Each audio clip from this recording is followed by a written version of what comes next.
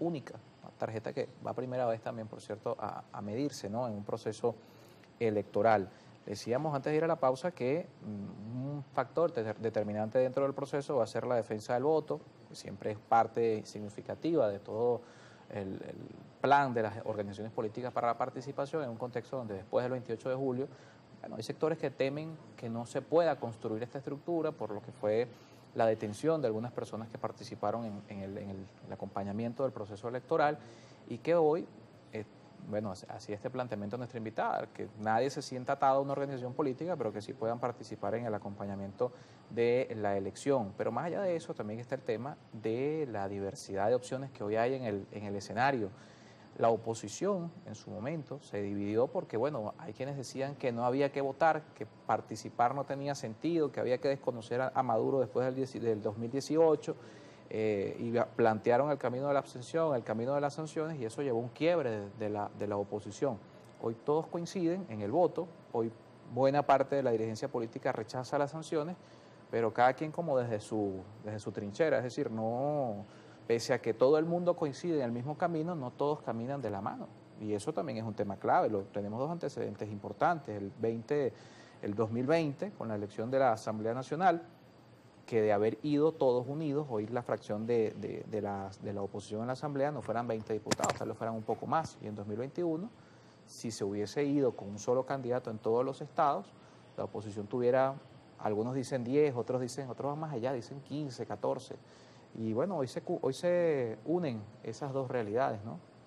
Sí, yo creo que el 2020 y el 2021 también fueron ejercicios complicados, ¿no? Además, saliendo de toda esa película que se montaron algunos sectores del interinato y toda esa película loca que vivimos aquí en esa temporada, aparte veníamos de pandemia, creo que ahí el contexto era de repente un poco distinto, ¿no? O sea, había un esfuerzo un poco tímido por parte de la plataforma unitaria, ¿no?, de involucrarse otra vez en la ruta electoral. Sin embargo, pues bueno, en aquella oportunidad ciertamente la división afectó. Y afectó, por ejemplo, en liderazgos como Henry Falcón, que en ese momento era de la Alianza Democrática, claro, y bueno, pierde la gobernación por nada, que le dividió la mesa de la unidad. Lo mismo pasó en Guárico, lo mismo pasó en Apure, pasó en distintos estados del país. Pero ahorita yo sí creo que el contexto es distinto. Pero ojo, pasó de lado y lado. De lado y lado, porque en Anzoátegui, por ejemplo, José Brito no es gobernador porque le dividieron los votos en la MUD.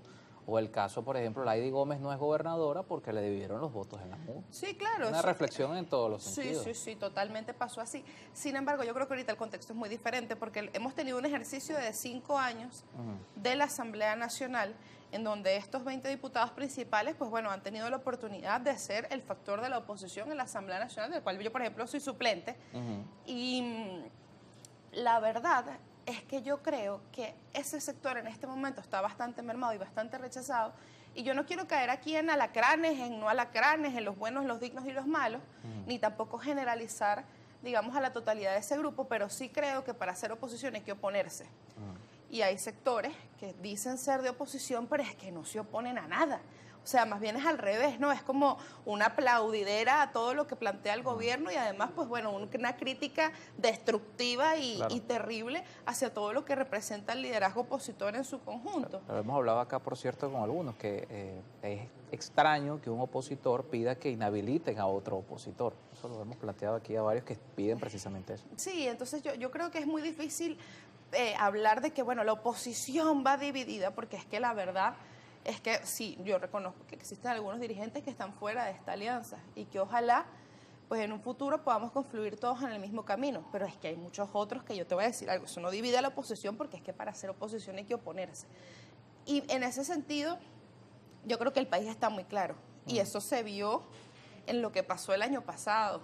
O sea, habían 10 candidatos de la oposición y los resultados fueron muy claros. 8 de ellos obtuvieron el 5% de los votos. En todos juntos. O sea, la verdad es que yo no creo, yo de verdad no veo esa opción levantando lo que, por ejemplo, pudo haber levantado en el año 2021, en donde además, pues bueno, liderazgos que los acompañaban, como es el caso de Huelvo Alara con Henry Falcón, pues ya no está con la Alianza Democrática.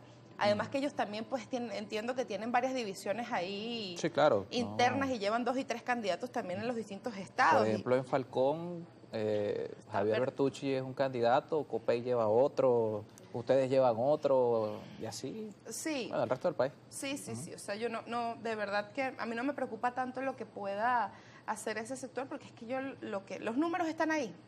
Los números creo que todo el mundo los vio y bueno. Claro, hablando de ese tema, y mencionábamos en la parte anterior esa encuesta de Datincorp, estamos en un escenario un poco más complejo, porque si bien el país está claro de eso, bueno, los números muestran que la gente tampoco es que tiene una fe ciega hacia otros dirigentes. Esa misma encuesta habla de la desconfianza hacia Enrique Capriles, Enrique Capriles tiene, según esa encuesta, 80 puntos de desconfianza. O sea, la gente confía más en Maduro que en Enrique, por ejemplo, por poner un caso. Hay otros nombres allí, está el caso Manuel Rosales. Es decir, es una medición respecto a la confianza del país hacia los liderazgos políticos, y vemos que hoy no hay confianza en ningún líder político. Es un escenario donde todos parten desde el mismo punto. Es decir, nadie es hoy el gran elector en este proceso. No, y es muy difícil porque además hay un discurso que creo que está sesgado por las incoherencias, ¿no? Enrique Capriles tiene un alto índice de rechazo porque, según supuestamente, gana las elecciones y luego no cobró. Y hay otros liderazgos que, bueno, que han ido impulsando esas matrices de opinión que, bueno, claro, que creo que están en una situación un poco similar. Lo que sí creo es que también hay que darse cuenta que esto es una elección mixta, que es una elección en donde pesa mucho también el liderazgo regional. claro. A lo mejor tú me dices, mira, y porque es así, pues Manuel Rosales a lo mejor no es la persona más querida por todo el país, pero en el Claro, estado en el Zulia es Zulia una realidad, sí. y la gestión que tiene en el estado Zulia pues no se la va a quitar nadie, y ese señor va a repetir la gobernación del estado Zulia. Entonces, lo que te quiero decir es que esas mediciones nacionales, pues hay que también focalizarlas y ver a dónde va cada persona. Enrique Capriles es, digamos, uno de los líderes de este proceso, de esta alianza, es además la cabeza de la lista nacional, pero es que además hay una plancha de candidatos, como decimos en la universidad, que tiene talento y que tiene potencial y que yo creo que puede hacer un montón de cosas positivas. Claro, hay nombres allí de todos los sectores. Está Ricardo Cusano, ahí en un circuito, Mercedes Malavé, Julio Cellini, Chugo Torrealba. Hay una variedad, ¿no? Y bueno, el caso de Lara que nos planteaba alguien que viene del sector salud. Sí, Marcial Daza se llama.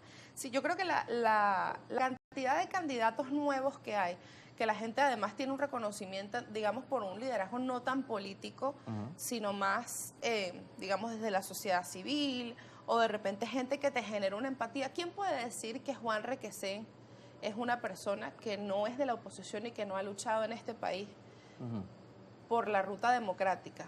O sea, hay que ser una persona altamente indolente para decir una cosa así de una persona como Juan Requesén, que hoy es candidato a la gobernación del estado Miranda. Yo sí creo que la campaña no ha empezado. Y creo que, bueno, a lo mejor en la medida que arranque formalmente la campaña electoral y veamos el desenvolvimiento de esos liderazgos y los escuchemos hablar y veamos pues cuál es la puesta en escena, ahí tendremos una medición un poco más real de, bueno, de qué es lo que dicen las encuestas y qué es lo que va a pasar o no va a pasar el 25 de mayo. Lo que sí no puede dejar de pasar es que nos movilicemos y que regalemos el país sin hacer nada y que nos quedemos todos en nuestras casas viendo cómo se arma la fiesta electoral entre solamente el chavismo y bueno, y se agarran todas las gobernaciones y todos los curulos de la Asamblea Nacional y al final eso nos acerca en nada a un proceso de transición hacia la democracia.